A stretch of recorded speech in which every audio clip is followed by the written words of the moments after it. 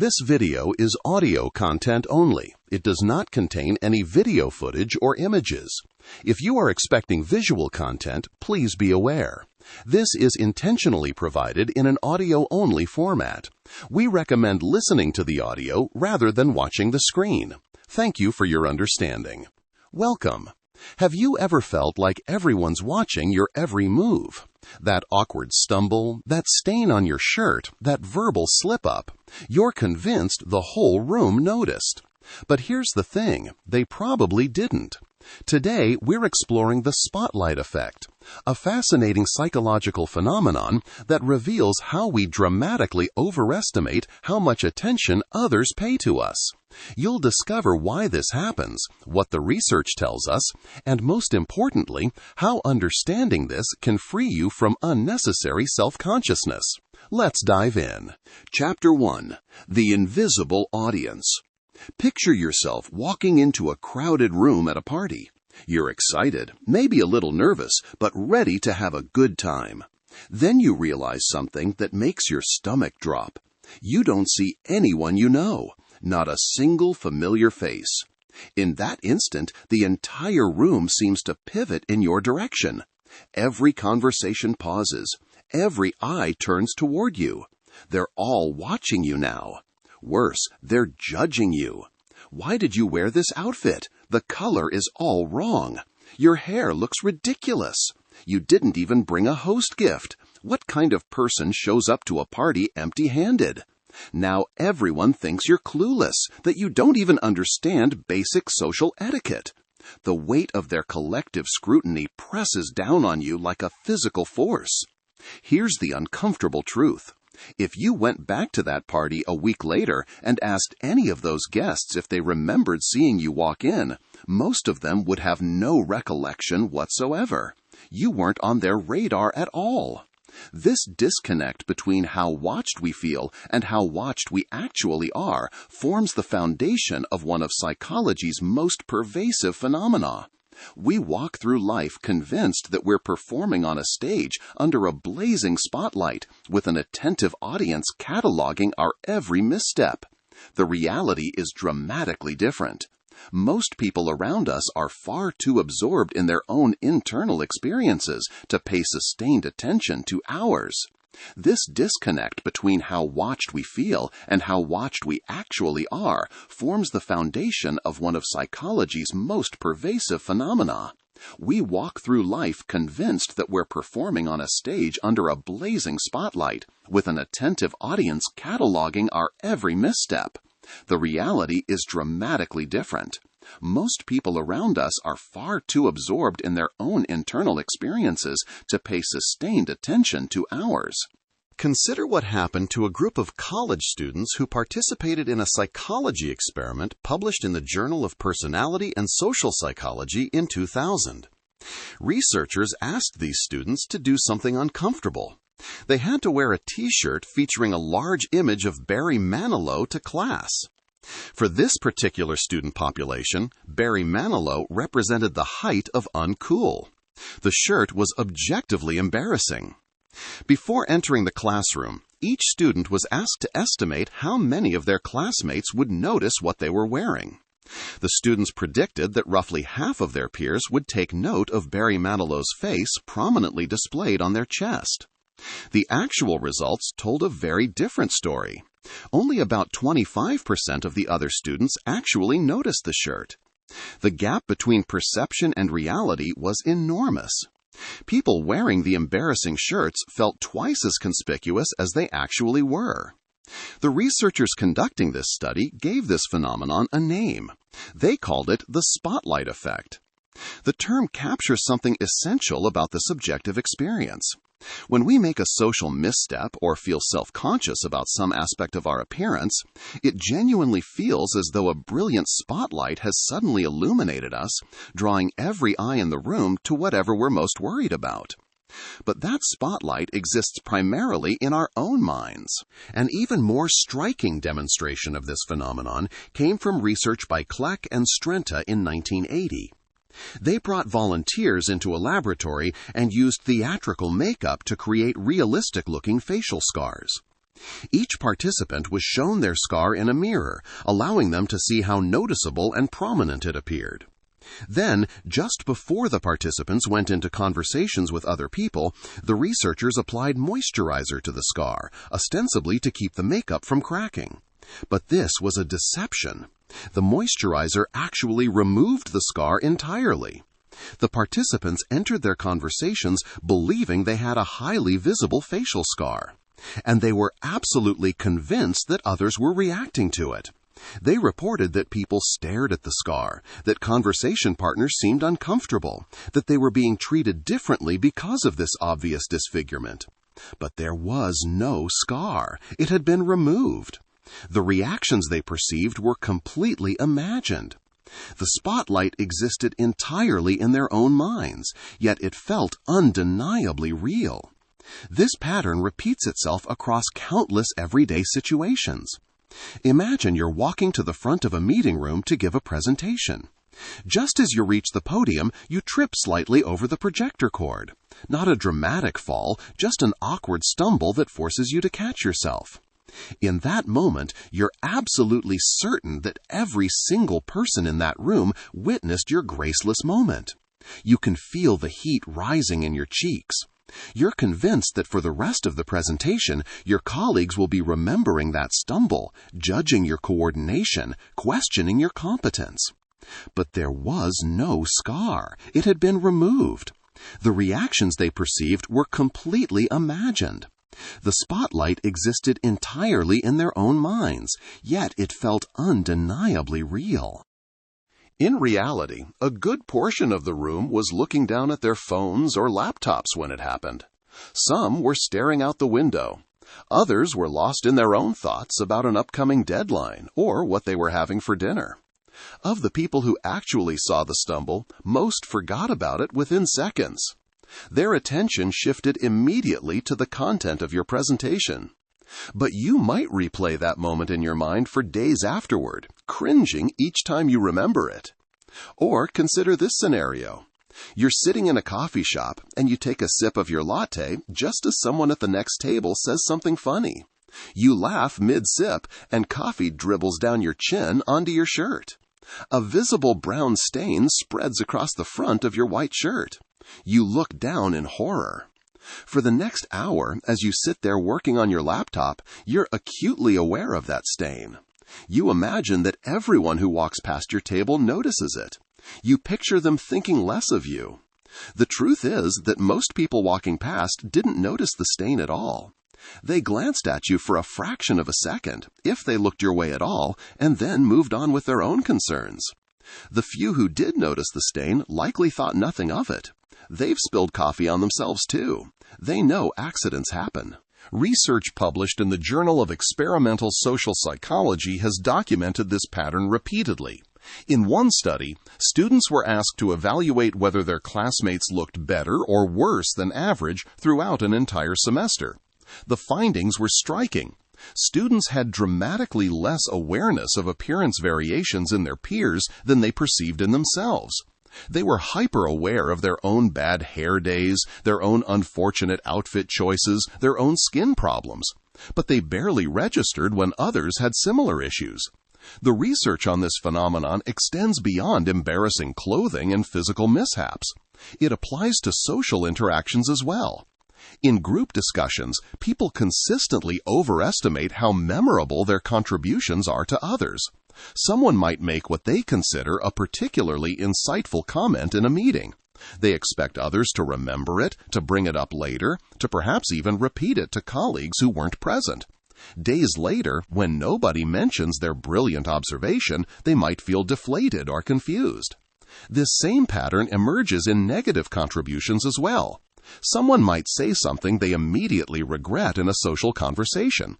Maybe it came out wrong, or they misspoke, or they made an awkward joke that landed flat.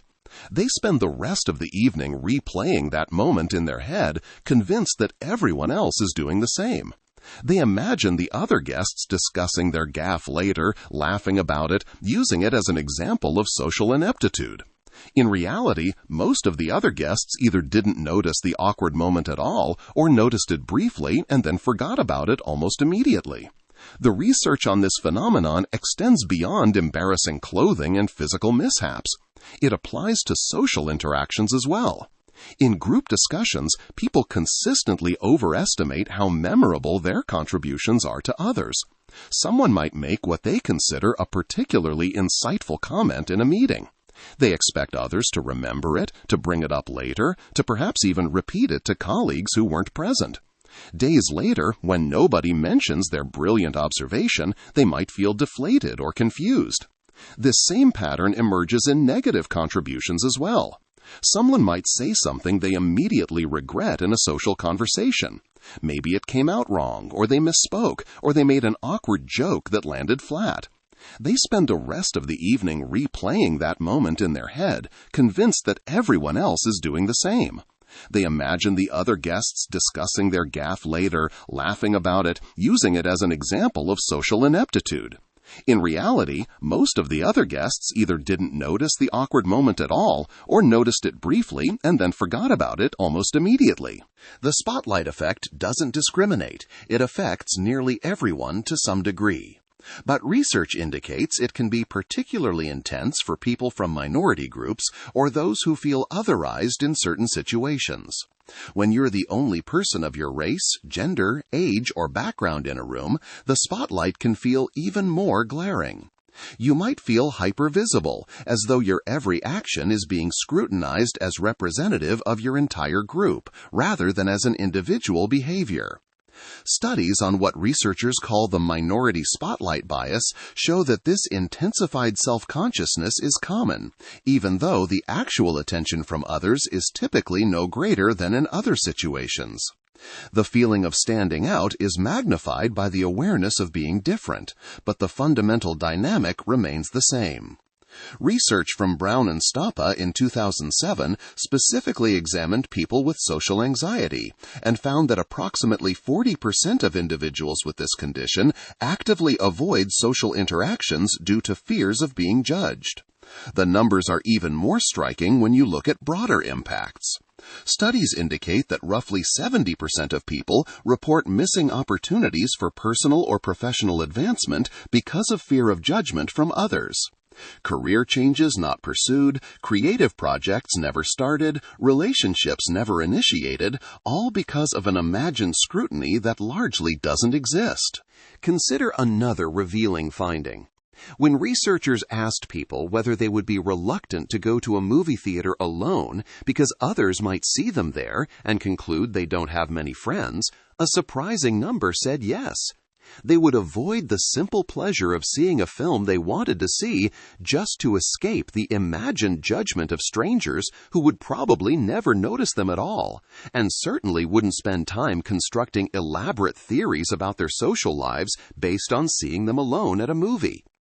This has implications that extend far beyond immediate social interactions.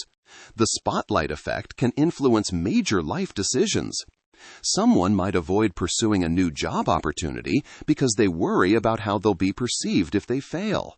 They imagine that everyone will witness and remember their failure, that it will define them in the eyes of others. In reality, most people are too wrapped up in their own careers to pay sustained attention to someone else's setback. The research demonstrates this pattern even with positive attributes. In the same study that examined the Barry Manilow shirts, researchers also had participants wear T-shirts they personally found flattering and cool, featuring images of people like Bob Marley or Martin Luther King Jr.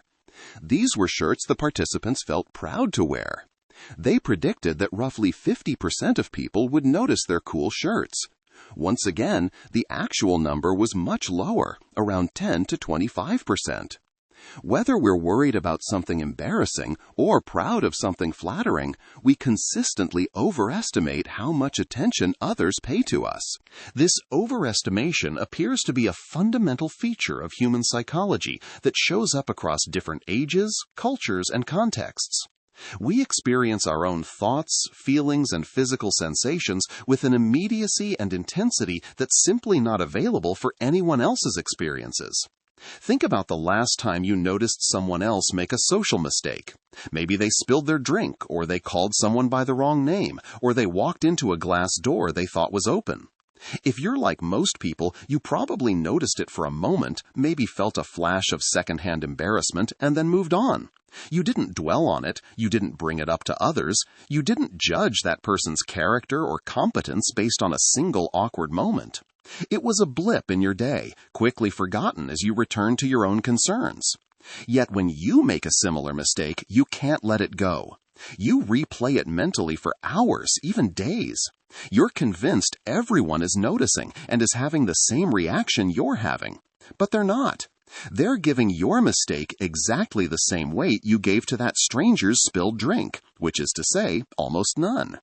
When you're running late to a meeting and rush in 5 minutes after the scheduled start time, slightly out of breath, your face probably a bit flushed, you're convinced that everyone is noticing your tardiness. You imagine their internal judgments. They probably think you're disorganized, irresponsible, disrespectful of other people's time. You spend the first 10 minutes of the meeting distracted by this imagined scrutiny, barely able to focus on what's being discussed. Meanwhile, the reality is often quite different. Some people might have noticed you came in late, but they likely spent all of 2 seconds thinking about it before returning their attention to the meeting agenda. Many of them have arrived late to meetings themselves. They know traffic happens, or the previous meeting runs over, or you couldn't find parking. This creates an unfortunate feedback loop. Because we believe others are watching and judging us closely, we become more self-conscious. That self-consciousness can actually make us perform worse in social situations. We're so focused on monitoring ourselves and trying to avoid mistakes that we can't be natural or present. This heightened self-focus then creates more mistakes to worry about, which increases our conviction that we're being scrutinized, which increases our self-consciousness. The cycle continues, driven by a premise that was never true in the first place. The invisible audience we imagine, that panel of harsh judges carefully observing and evaluating our every move, simply doesn't exist. Most people are decent and forgiving. They know that everyone makes mistakes.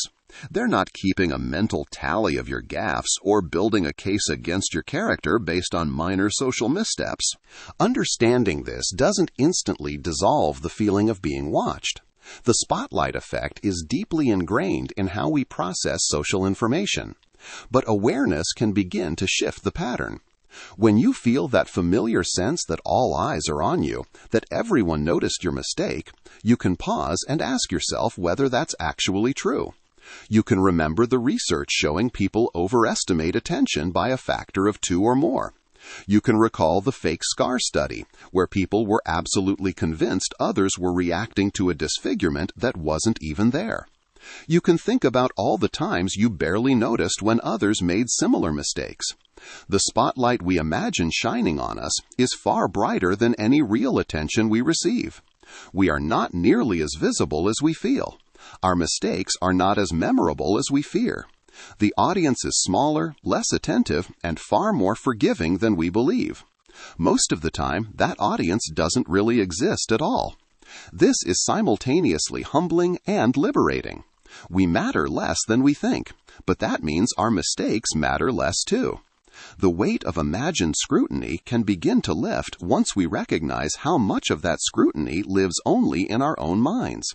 The invisible audience has been invisible all along, not because they're hiding, but because they were never really watching in the first place. Chapter 2. The Egocentric Trap. How your brain keeps you in the spotlight. Here's a puzzle that researchers in social psychology have grappled with for decades. Once people learn about the spotlight effect, once they understand that others aren't paying nearly as much attention to them as they imagine, the bias should disappear. Right? Knowledge should be power. If you know you're overestimating social attention, you should be able to correct for it and see reality more accurately. Except that's not what happens. People can intellectually understand the spotlight effect, can even recall specific research findings about it, and still feel absolutely certain that everyone noticed when they mispronounced that word during the presentation.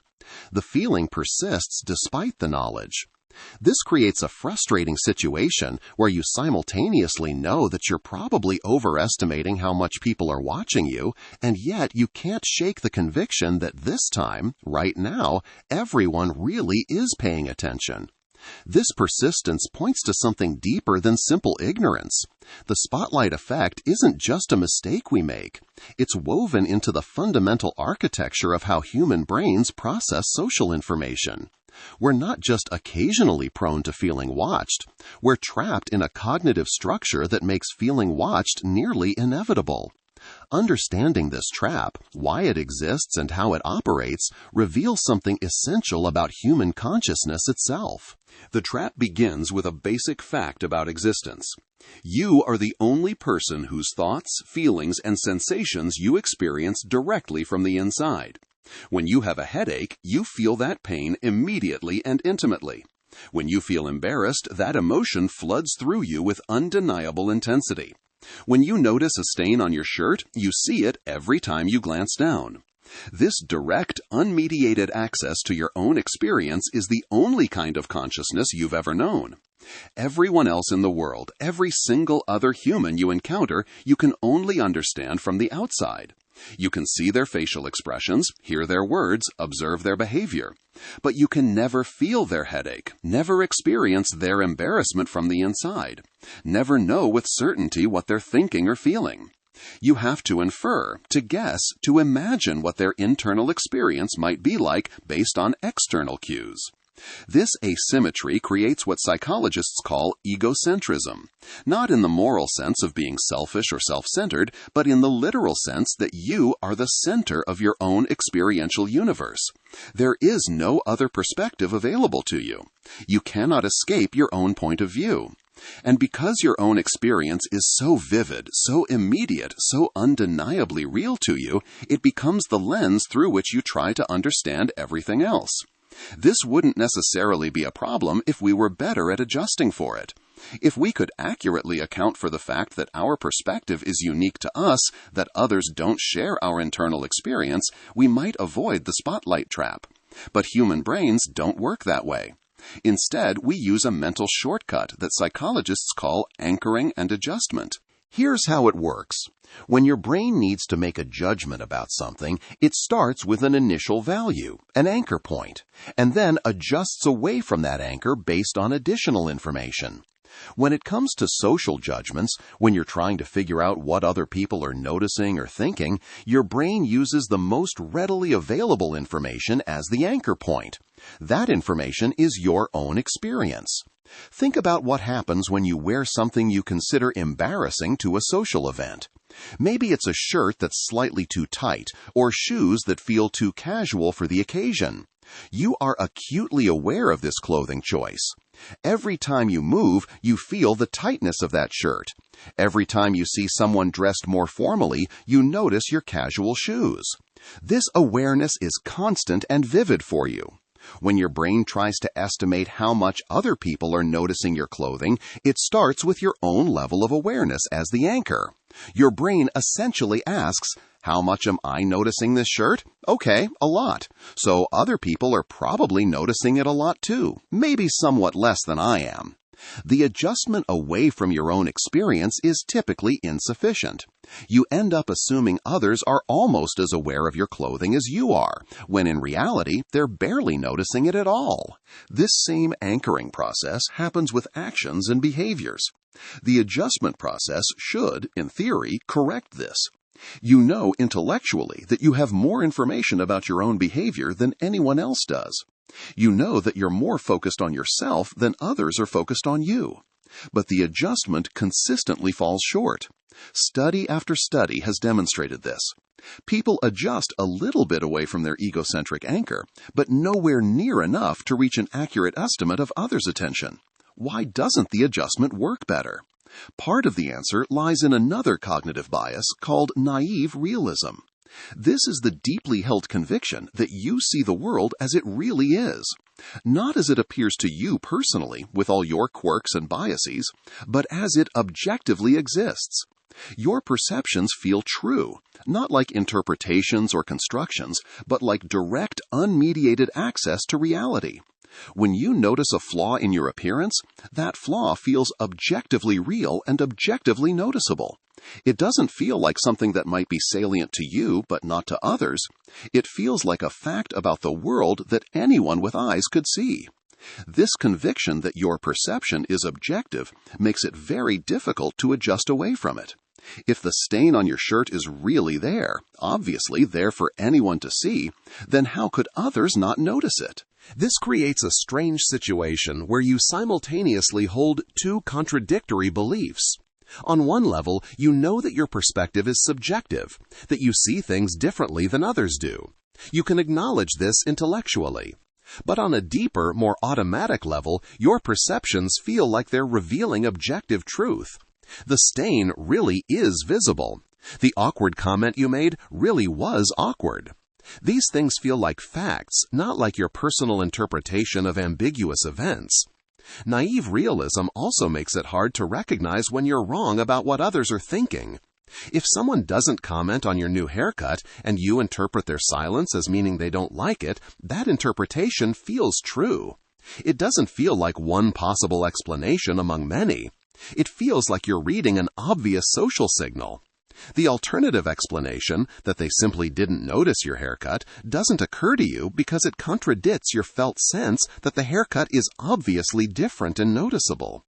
This bias extends to how you interpret facial expressions, tone of voice, and other social cues.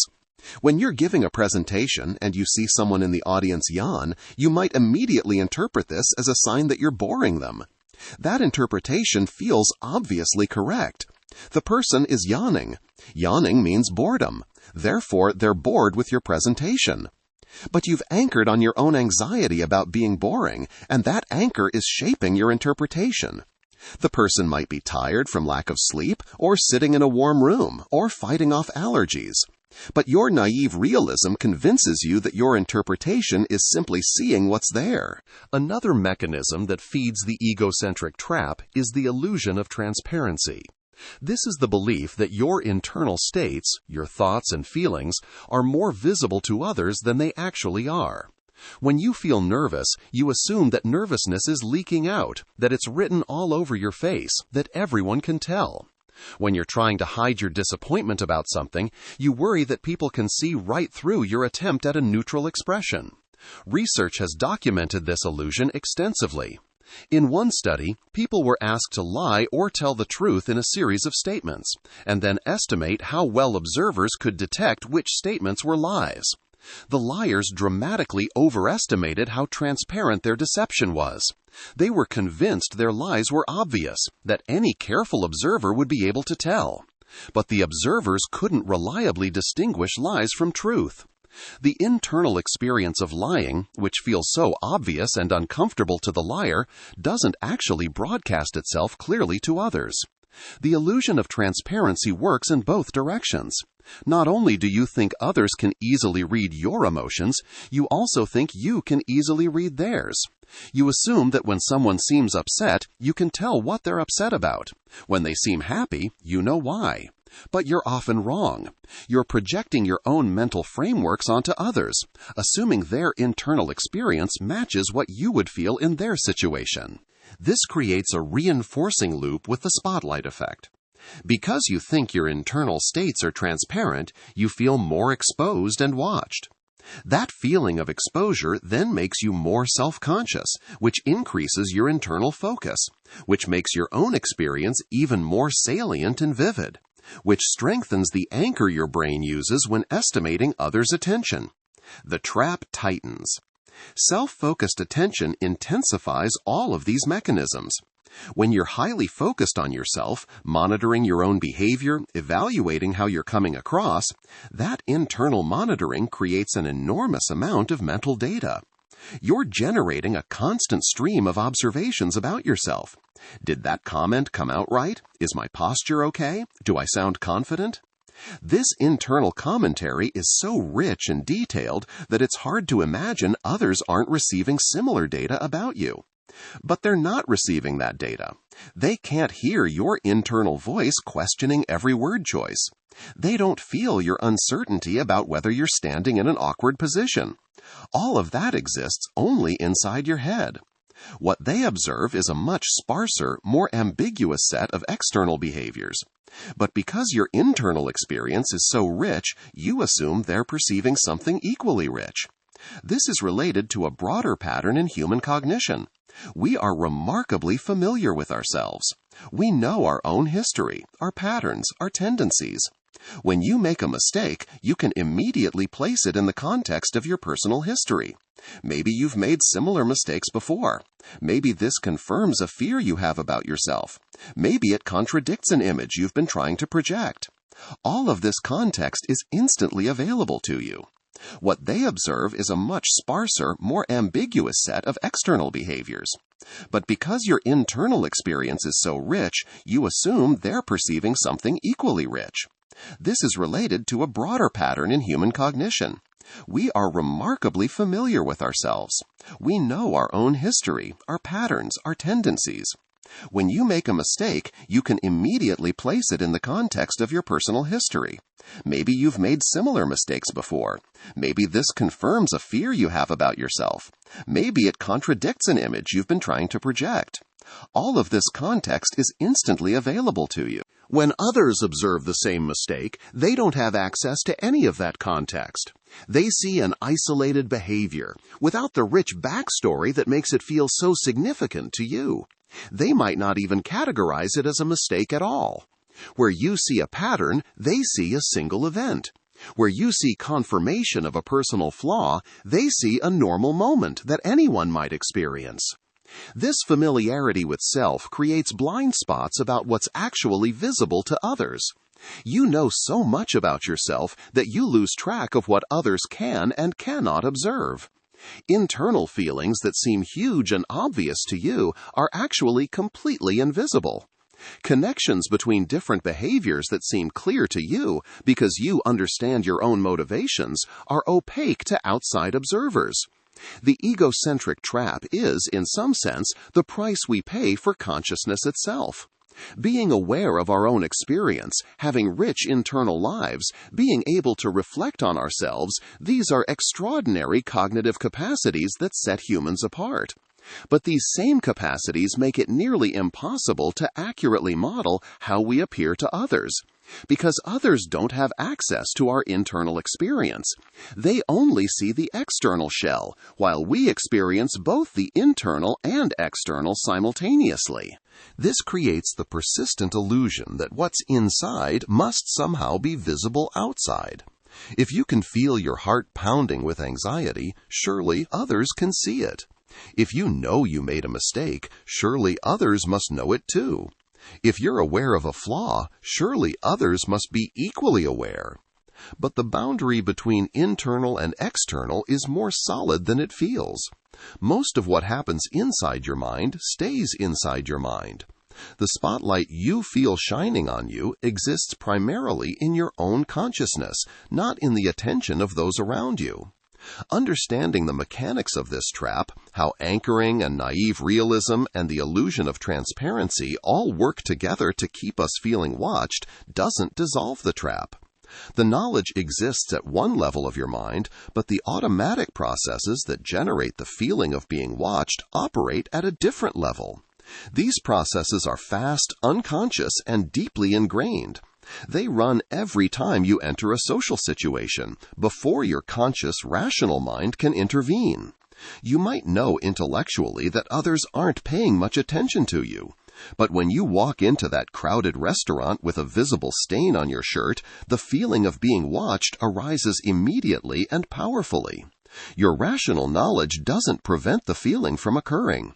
At best, it might help you recognize the feeling for what it is, a cognitive bias, rather than an accurate perception of reality. But recognizing a bias and being immune to it are two very different things. The trap is built into the system. Escaping it entirely may not be possible. But seeing its mechanisms clearly, understanding why it exists and how it operates, is the first step toward loosening its grip. The feeling of being in a spotlight is not evidence that you actually are in a spotlight. It's evidence that you have a human brain, doing what human brains naturally do. Chapter 3, When Performing Replaces Being. You're having coffee with someone you genuinely like. They ask how you've been. It's a simple question, but suddenly you're calculating. What version of yourself should you present? Should you mention the project that's stressing you out, or will that make you seem incompetent? Should you share that funny thing that happened yesterday, or is it too trivial? Should you admit you've been struggling with something, or will that be too heavy for a casual conversation? By the time you've run through all these calculations, you've offered a vague, pretty good, busy with work, and the moment has passed. You had a chance for genuine connection, and you delivered a performance instead. This is what the spotlight effect costs us. Not just the anxiety of feeling watched, but something more fundamental. It transforms us from people living our lives into actors managing an image. Every interaction becomes a strategic decision about what to reveal and what to hide. We stop asking ourselves what we actually think or feel and start asking what we should appear to think or feel. Authenticity becomes impossible because we're too busy curating a version of ourselves we think others will approve of. The irony cuts deep. Most of us, when we think about what makes someone likable or trustworthy, value genuineness. We're drawn to people who seem comfortable being themselves, who aren't putting on airs, who let their real personality show through. Yet when we're the ones in social situations, we hide precisely these qualities. We suppress vulnerability, edit our thoughts before speaking, and present polished versions of ourselves stripped of anything that might invite judgment. We withhold the very thing we value most in others. One woman described her experience in physical therapy school, constantly giving class presentations while convinced every mistake was being cataloged by her classmates and professors. She couldn't focus on the material or engage with learning.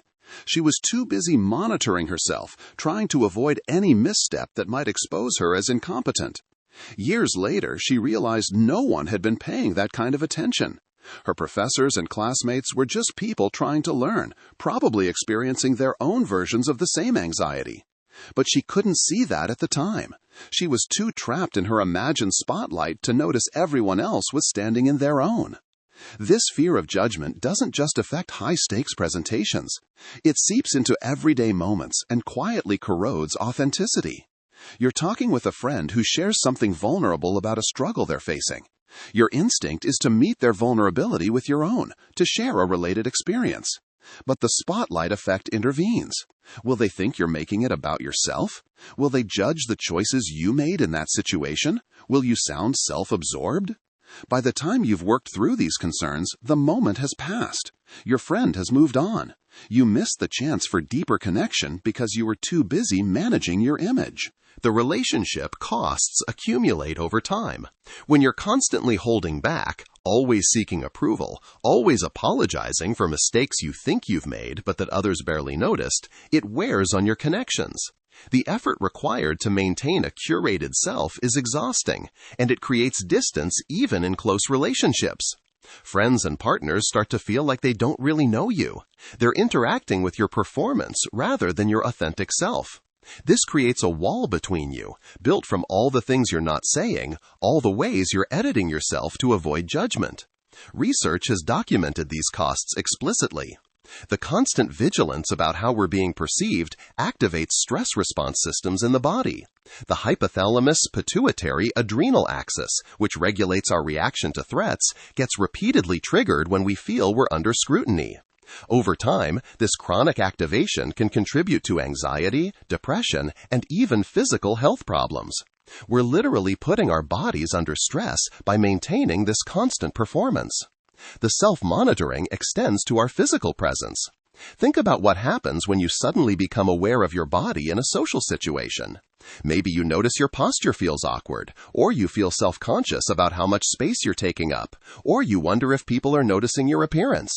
Once that self-awareness kicks in, you're no longer simply present in the conversation. Part of your attention splits off to monitor and manage your physical presence. You're watching yourself from the outside, evaluating how you look, trying to adjust to meet some imagined standard. Research has documented these costs explicitly. The constant vigilance about how we're being perceived activates stress response systems in the body. The hypothalamus, pituitary, adrenal axis, which regulates our reaction to threats, gets repeatedly triggered when we feel we're under scrutiny. Over time, this chronic activation can contribute to anxiety, depression, and even physical health problems. We're literally putting our bodies under stress by maintaining this constant performance. The self-monitoring extends to our physical presence. Think about what happens when you suddenly become aware of your body in a social situation. Maybe you notice your posture feels awkward, or you feel self-conscious about how much space you're taking up, or you wonder if people are noticing your appearance.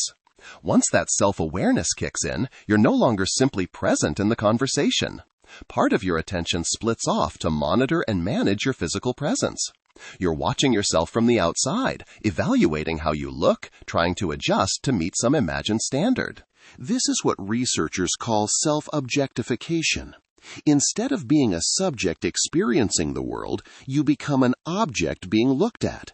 You turn yourself into a thing to be evaluated rather than a person living a life. This doesn't just happen when objectification is imposed from outside. We do it to ourselves constantly through the spotlight effect. We fragment our own consciousness, pulling part of our awareness away from direct experience and redirecting it towards self-surveillance. Body dissatisfaction and appearance anxiety often stem from this dynamic. When you're constantly evaluating your physical self from an imagined external perspective, your body stops being the vehicle through which you experience the world and becomes a problem to be solved, a thing that needs fixing or hiding. The relentless self-monitoring required by the spotlight effect feeds directly into negative body image, creating a loop where concern about appearance increases self-consciousness, which increases monitoring, which amplifies appearance concerns. One particularly insidious effect of this constant self-focus is how it reduces our capacity for empathy. When you're absorbed in managing your own performance, monitoring your words, evaluating your presentation, you have less cognitive capacity available to think about how others might be feeling. You miss subtle cues about what's actually happening for the people around you. Someone might be showing signs of distress, but you don't notice because you're too worried about whether you're coming across as interesting enough. Someone might need support, but you're too concerned about whether offering it would make you look presumptuous. This creates a cruel paradox. The spotlight effect makes us feel intensely self-conscious and socially anxious, which should logically make us more attuned to others, more careful about how we affect them. But the opposite happens. The anxiety turns our focus relentlessly inward, making us less capable of genuine empathy and connection. We become so absorbed in managing ourselves that we lose the ability to truly see others.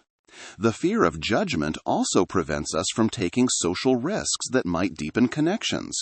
You might want to invite someone to spend time one-on-one, but you worry about seeming too eager.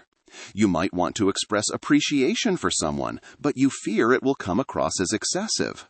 You might want to share something meaningful about yourself, but you're terrified of oversharing, so you hold back. You play it safe. You maintain a careful distance that protects you from judgment, but also prevents intimacy. One of the most painful manifestations of this authentic crisis is people-pleasing. When you believe you're constantly being watched and judged, you become hyper-vigilant about keeping others happy. You say yes when you mean no. You agree to things you don't want to do. You suppress your own needs and preferences in favor of what you think others want from you. You become a people-pleaser not because you're naturally generous, but because you're trying to control others' judgments of you. You think that if you can just keep everyone happy, you'll be safe from criticism. But people-pleasing backfires in multiple ways. First, it's unsustainable. You can't keep everyone happy while ignoring your own needs. Eventually, you burn out or become resentful. Second, it doesn't actually prevent judgment. People might appreciate your helpfulness, but they don't necessarily respect someone who never seems to have their own opinions or preferences. Third, and most importantly, it prevents real connection. When you're always agreeing, always accommodating, always being what you think others want, they never get to know the real you. Some people become so skilled at this performance that they lose track of who they actually are underneath it. They've spent so long editing themselves, curating their presentation, managing others' perceptions, that they no longer have easy access to their authentic thoughts and feelings. If you ask them what they want, they genuinely don't know. They're so practiced at figuring out what others want and conforming to it that their own desires have become obscured. They've objectified themselves so thoroughly that the experiencing self, the one that might have preferences and opinions, has become buried. This creates a strange loneliness. You can be surrounded by people, constantly interacting, seemingly connected, and yet feel profoundly alone. Because nobody knows you. How could they? You're not showing them who you are. You're showing them a carefully managed performance designed to avoid judgment. And at some level, you know this. You know that if people really knew you, if they saw all the parts you're hiding, they might reject you. So you keep performing, keep hiding, keep feeling alone even in company. The exhaustion this creates is profound. Constantly monitoring yourself, editing your responses, managing your presentation, worrying about how you're being perceived, all of this requires tremendous mental and physical energy. After a social event, you might feel completely drained, even if nothing particularly demanding happened. The drain comes from hours of being on stage in your imagined spotlight, from the chronic stress response of feeling evaluated, from the sustained effort of maintaining a performance. Some people start avoiding social situations altogether because the performance is too exhausting. They'd rather be alone than endure the mental strain of constant self-monitoring. This compounds their isolation. They want connection, but can't tolerate the anxiety that comes with pursuing it. So they stay home, stay safe, stay lonely. The spotlight effect has effectively removed them from social participation. Others develop elaborate avoidance strategies. They volunteer for tasks that keep them busy and away from the main group. They arrive late and leave early to minimize exposure. They bring a friend who can share the spotlight. All of these strategies are designed to reduce the feeling of being watched and judged. They might succeed in reducing anxiety, but they also prevent the very connections the person might be seeking. Social media amplifies this dynamic in particularly toxic ways. These platforms encourage constant self-presentation and provide immediate metrics on how that presentation is being received. Likes, comments, shares, follower counts. All of these numbers feel like direct measures of social judgment, making the imagined scrutiny measurably real. People curate their lives for public consumption, showing carefully selected highlights while hiding struggles and imperfections. Everyone knows, on some level, that everyone else is doing the same thing. We're all posting performances of our lives rather than our actual lives. And yet the comparison is inevitable and corrosive. We compare our messy, authentic reality to everyone else's curated highlight reel and feel inadequate. The metrics create a quantifiable feedback loop. Low engagement on a post feels like social rejection. High engagement feels like validation. We start optimizing our authentic selves for algorithmic approval, which is the ultimate triumph of performance over being. The crisis isn't just about individual psychology. It shapes entire social environments. In settings where people feel particularly scrutinized, like high-pressure workplaces or academic environments, the authenticity crisis becomes the dominant mode of interaction. Everyone is carefully managing their brand, their image, their reputation. Conversations become strategic. Relationships become transactional. The possibility of genuine connection recedes as everyone focuses on impression management. What makes this particularly difficult to escape is that the inauthenticity itself becomes something to hide. You can't admit you're performing because that would break the performance. You can't confess to insecurity because vulnerability feels dangerous under the imagined spotlight. So you perform confidence while feeling afraid, perform connection while feeling alone, perform authenticity while being anything but. The layers of pretense stack up, and getting back to anything real becomes increasingly difficult. Breaking this pattern requires something that feels impossibly risky when you're trapped in the spotlight effect. It requires showing up as you actually are, imperfect and uncertain and real, without knowing how others will respond. It requires risking judgment for the possibility of genuine connection. It requires trusting that most people are too absorbed in their own experience to judge you as harshly as you fear. It requires believing that authenticity, even messy authenticity, is more valuable than polished performance. For people deep in the authenticity crisis, these risks can feel insurmountable. The imagined spotlight burns too bright. The fear of exposure is too intense. So they stay hidden, stay safe, stay disconnected.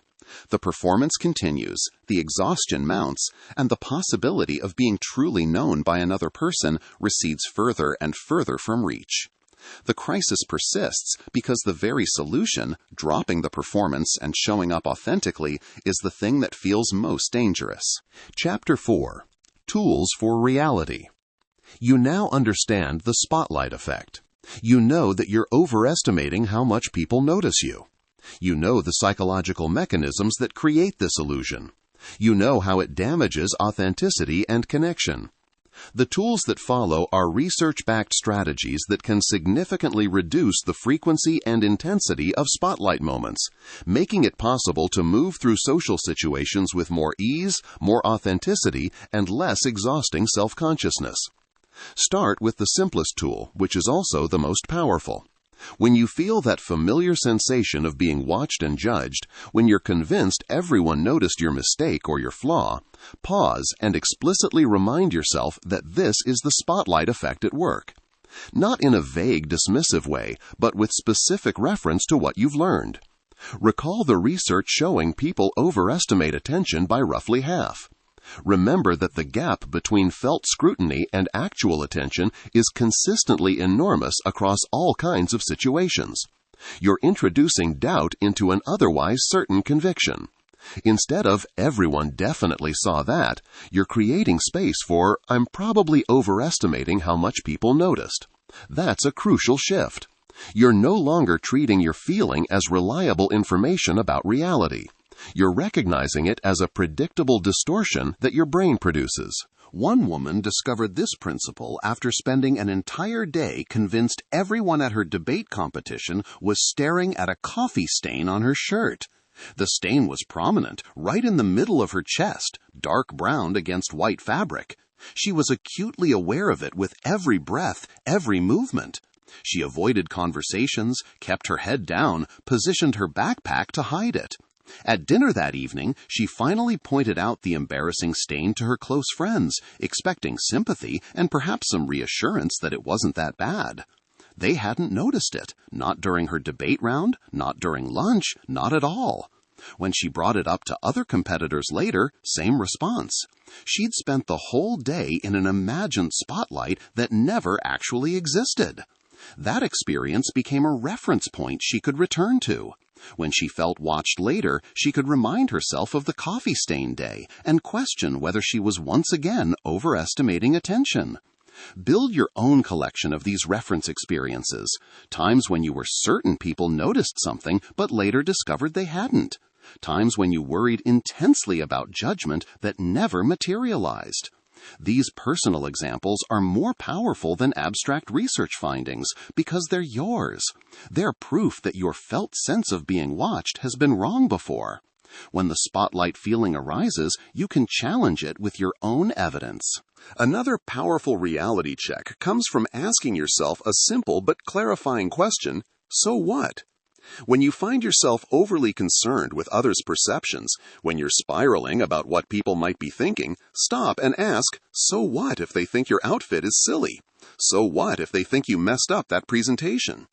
This question cuts through the vague dread and forces you to identify what you're actually afraid of. Often, when you follow the chain of so what questions to their conclusion, you discover that the feared outcome isn't actually catastrophic. Yes, someone might judge you. So what? They might think less of you. So what? You might not get invited to the next event. And even if that happened, which is unlikely, would it actually destroy your life? The exercise doesn't eliminate concern, but it right-sizes it, revealing how much you've inflated the stakes in your imagination. The next essential tool is attention redirection. As we've seen, when your attention is turned inward, your egocentric perspective intensifies and the spotlight effect strengthens. The way out is to deliberately shift your attention outward, toward other people and the environment around you. This isn't as simple as just telling yourself to stop thinking about yourself. That rarely works. Instead, you need to give your attention something specific to focus on. Develop an attitude of genuine curiosity about the people around you. When you're at a social event, instead of monitoring how you're coming across, start really observing others. How do they smile? What's their posture like? What small gestures do they make when they're thinking? What might they be feeling right now? These aren't questions you need to answer definitively. They're prompts to redirect your attention away from yourself and toward others. One man described his experience teaching for the first time. He was young, not much older than some of his students, teaching an undergraduate seminar. He wore a blazer to class, essentially as armor, something to make him feel more legitimate and confident. In the first few sessions, he was acutely self-conscious. Did he sound authoritative enough? Were students taking him seriously? Could they tell he was nervous? But what actually helped more than the clothing was when a student asked a clarifying question about a concept he'd just explained. In that moment, he stopped focusing on how he was coming across and started genuinely focusing on whether his students were understanding the material. He looked around the room. Were they confused by this explanation? Did that example actually clarify the concept or make it worse? Which students looked engaged and which looked lost? The moment his attention shifted from, "Do they think I'm competent?" to, "Are they learning?" the spotlight dimmed significantly. The performance anxiety didn't completely disappear, but it became manageable because his attention was occupied with something more important than his own image. This attention shift works in all kinds of social situations. At a party where you feel awkward and watched, shift to curiosity about others. Who here seems uncomfortable like you? Who looks like they're having a great time? What conversations are happening in different parts of the room? You're not just distracting yourself, you're fundamentally changing the orientation of your consciousness from subject to observer, from watched to watcher. And in making that shift, the imagined spotlight loses some of its intensity. Another powerful redirection is toward immediate sensory experience. Instead of getting lost in thoughts about how others are perceiving you, bring your attention to what you're actually sensing right now. What do you hear? Not just the general din of conversation, but specific sounds. That person's laugh, the hum of the ventilation system, music playing somewhere in the background. What do you see? Not just a blur of people, but specific visual details. The pattern on someone's shirt, the way light reflects off a glass, the color of the walls. What physical sensations are you experiencing? The feeling of your feet on the ground, the temperature of the air on your skin, the weight of the glass you're holding. This sensory focus pulls you into the present moment and out of the anxious mental loops that feed the spotlight effect. Those loops exist in simulation, in imagined judgments and projected futures. Sensory experience exists right now, in reality. When you're genuinely present with your senses, there's less cognitive space available for ruminating about what others might be thinking of you. This is why mindfulness practices can be so effective at reducing the spotlight effect. They train your capacity to inhabit present moment sensory experience rather than getting lost in self-focused mental narratives. Research has demonstrated this directly. Brief mindfulness meditation, even just 5 to 15 minutes, has been shown to significantly decrease egocentric bias and improve the accuracy of social judgments. The practice strengthens your ability to observe experience without immediately filtering it through self-focused concerns. Over time, with regular practice, this can genuinely change your baseline level of self-consciousness in social situations. Perspective taking is another tool with strong research support. When you're trapped in the spotlight, you're seeing everything from your own first-person perspective. That perspective naturally centers you and makes your experience feel overwhelmingly important. By deliberately adopting a different perspective, you can break that egocentric lock. One effective technique is to imagine viewing yourself from an outside perspective, as if you're watching yourself in a movie or seeing yourself through someone else's eyes. This might sound abstract, but studies have shown it genuinely reduces the spotlight effect and feelings of embarrassment. When participants in one study were asked to imagine an embarrassing event from a third-person perspective rather than reliving it from their own first-person view, they felt significantly less self-conscious and judged the event as less significant. Try this the next time you're ruminating over a social mistake. Instead of replaying it from your own perspective, feeling all the embarrassment and self-consciousness, imagine watching yourself as an outside observer would have seen the event. From that external view, the thing that felt so huge and obvious to you often appears much smaller. You can see what others actually would have observed, which is usually much less dramatic than what you experienced internally. You can also practice this by flipping the question. When you're worried that everyone noticed your mistake, ask yourself what you would have thought if someone else made the exact same mistake. If a colleague in that meeting had mispronounced the same word you stumbled over, would you think they were incompetent? Would you remember it hours later? Would you tell other people about it? Almost certainly not. You'd barely register it, and if you did notice, you'd immediately move on. This is strong evidence that others are having the same reaction to your mistake. But you can't access that evidence while stuck in your own first-person perspective. You need to deliberately shift viewpoints to see it. Another version of perspective taking is to recognize that everyone else is experiencing their own version of the spotlight effect. Those people you think are watching and judging you, they're standing in their own imagined spotlights, worried about what you're thinking of them. They're not scrutinizing you. They're too busy being anxious about their own performance. This recognition can be oddly liberating. You're not the only one performing. Everyone's performing, and everyone's too focused on their own performance to pay sustained attention to yours. When something embarrassing does happen and someone actually notices, humor can be a surprisingly effective tool for deflecting tension and reducing the spotlight's intensity. When a coworker, friend, or stranger catches your mistake, ease your tension with a lighthearted remark. Connecting in this way can make it seem as if the situation is just between the two of you, diffusing the imagined scrutiny of a broader audience. If you call your boss by your partner's name, rather than spiraling in embarrassment, you might say something like, "Well, my body made it to work, but I think my brain is still in transit." This acknowledges the mistake without treating it as catastrophic, and often invites understanding rather than judgment. External feedback can be invaluable for calibrating your perceptions. The spotlight effect thrives in isolation, where you're left alone with your distorted beliefs about how much people noticed. When you actually ask for feedback, you often discover a large gap between your perception and others' experience. After a presentation or meeting where you felt like you made obvious mistakes, ask someone you trust what they thought. Did they notice when you stumbled over that sentence? Could they tell you were nervous? What stood out to them about your contribution? You'll often find that they didn't notice most of the things you were worried about. Or, if they did notice, it registered as much less significant than it felt to you. This direct evidence can help recalibrate your internal sensors, making you more skeptical of that intense watched feeling the next time it arises. Be strategic about who you ask. Choose people who you know will give you honest feedback, not just reassurance. Someone who genuinely didn't notice you're shaking hands is giving you useful data. Someone who's just trying to make you feel better might say they didn't notice even if they did, which doesn't help you calibrate accurately. You want real information about the gap between your felt experience and others' actual perception. You can also create experiments to test your predictions. You think everyone will notice if you wear an unusual outfit?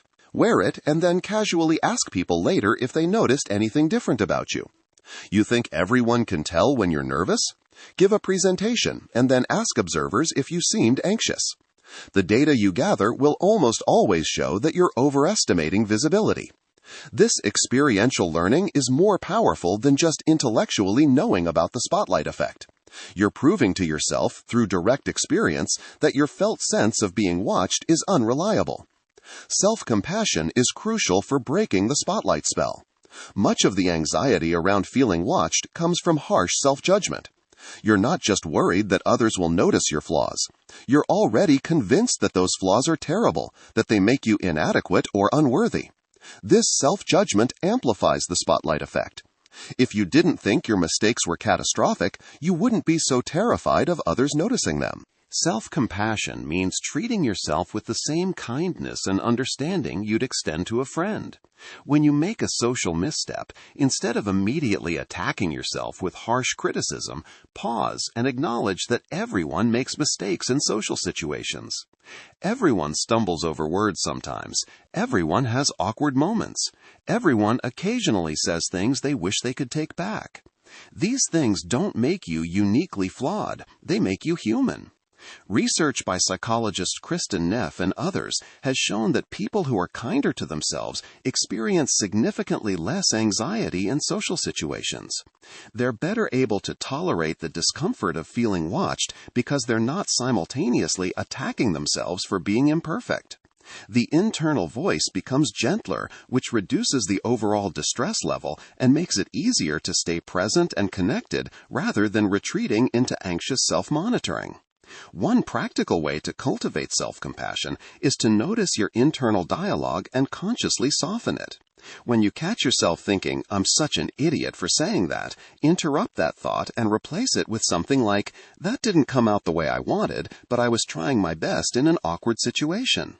When you think, "Everyone must think I'm incompetent," counter with, "I'm probably overestimating how much anyone noticed or cared, and even if they did notice, one mistake doesn't define my competence." You're not denying that you made a mistake, you're refusing to catastrophize it and refusing to use it as evidence of your fundamental inadequacy. Gradual exposure is another evidence-based strategy. The spotlight effect is worse in situations where you feel more vulnerable or more evaluated. Public speaking is a classic trigger. Being in situations where you're the only one doing something different is another. The new person at a social gathering, surrounded by people who all know each other. The person asking a question in a large lecture hall. These high-pressure situations intensify the spotlight feeling. Avoidance feels protective in the moment. If you don't give presentations, you won't have to feel that excruciating self-consciousness. But avoidance prevents learning and keeps the fear intact. You never discover that people don't actually notice your nervousness as much as you think. You never build confidence through repeated experience. The spotlight effect maintains its power because you're not testing it against reality. Gradual exposure means intentionally, systematically putting yourself in situations that trigger the spotlight effect, starting with less intense versions and working up to more challenging ones.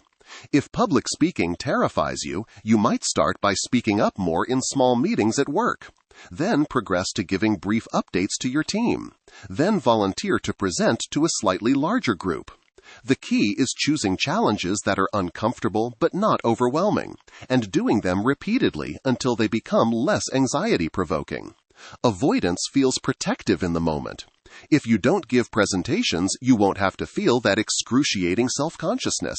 But avoidance prevents learning and keeps the fear intact. You never discover that people don't actually notice your nervousness as much as you think. You never build confidence through repeated experience. The spotlight effect maintains its power because you're not testing it against reality.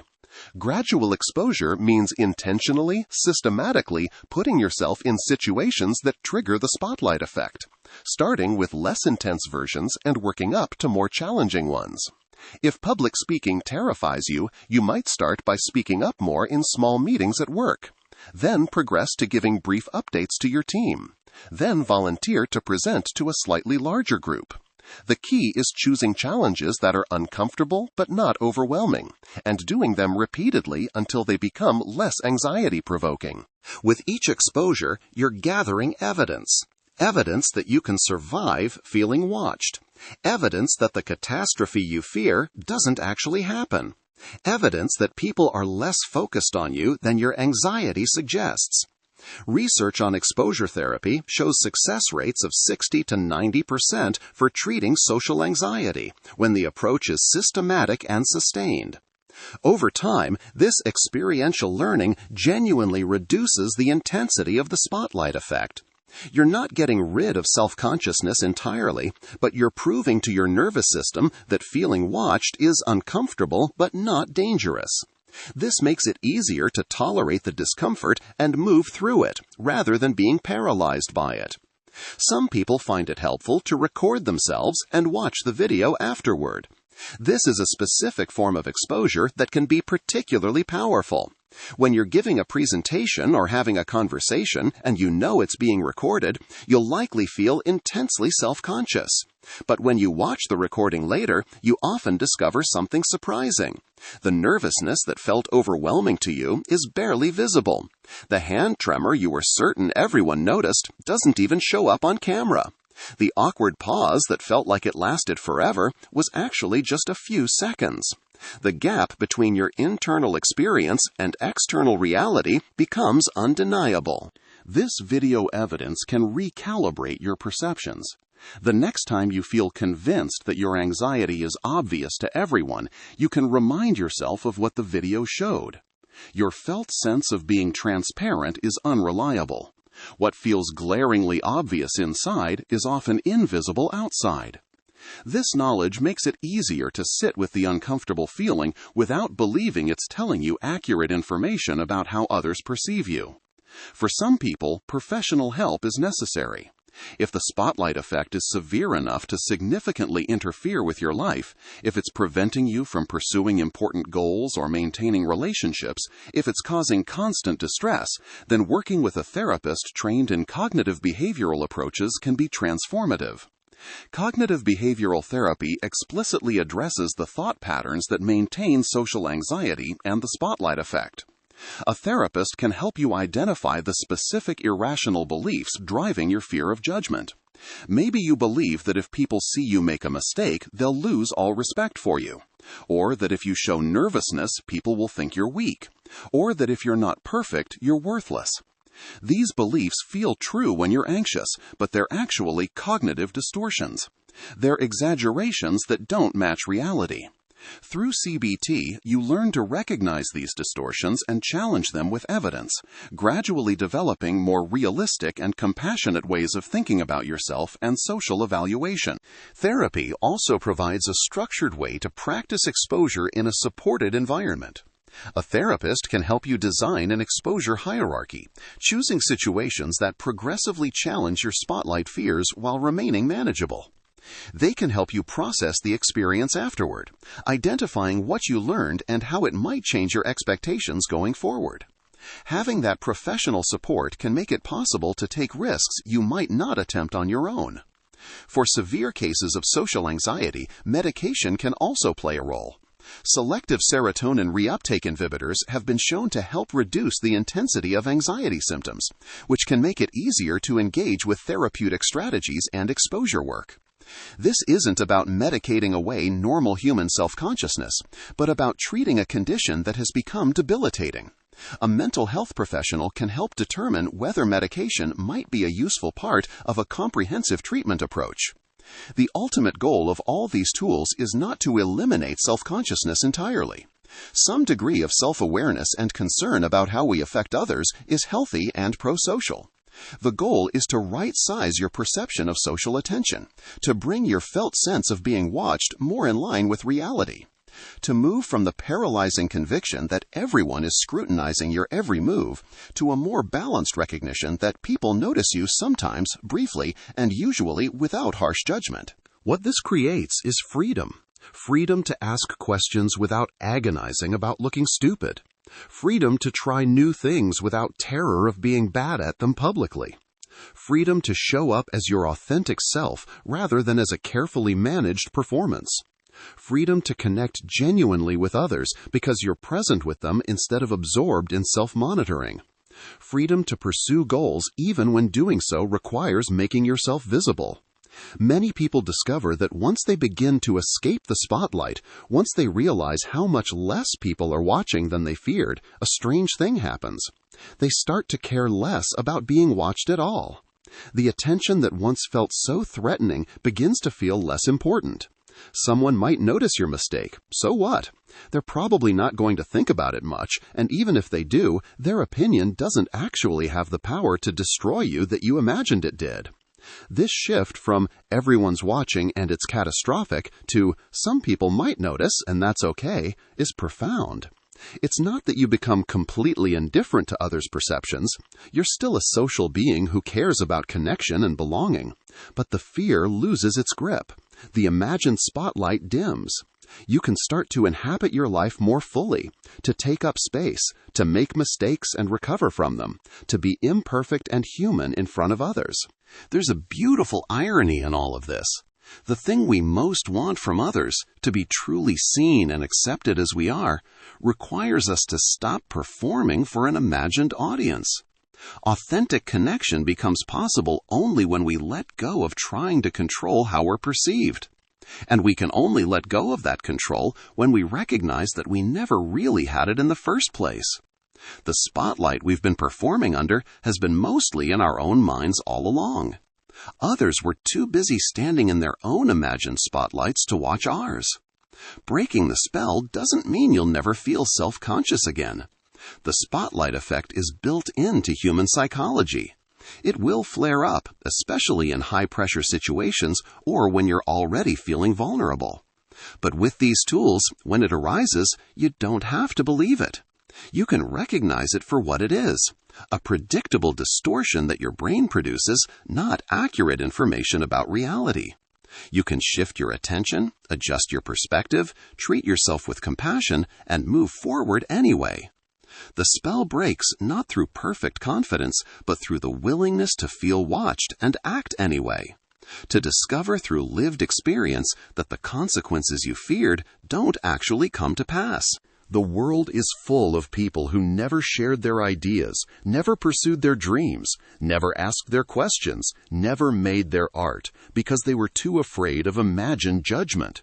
That talent, those contributions, those connections that might have been, all lost to spotlights that existed primarily in people's own minds. You don't have to be one of those people. You can learn to see the spotlight for the illusion it is.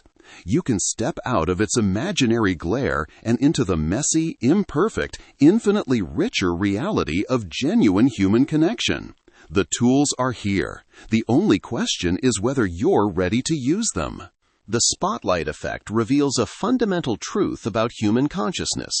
We walk through life convinced we're performing under intense scrutiny, when in reality, most people are too absorbed in their own experiences to watch us closely. This illusion costs us dearly, transforming authentic living into exhausting performance, preventing genuine connection, and keeping us from pursuing what matters most. But awareness creates possibility. When you recognize the spotlight for the cognitive distortion it is, when you understand that others aren't cataloging your mistakes or judging your worth, something shifts. You can stop performing and start being. You can risk authenticity, pursue goals despite imperfection, and connect genuinely with others. The imagined audience that's held you back was never really watching. And once you truly grasp that, you're free to step into a life lived for yourself, not for ghosts in the darkness beyond an imaginary stage. Thank you for listening.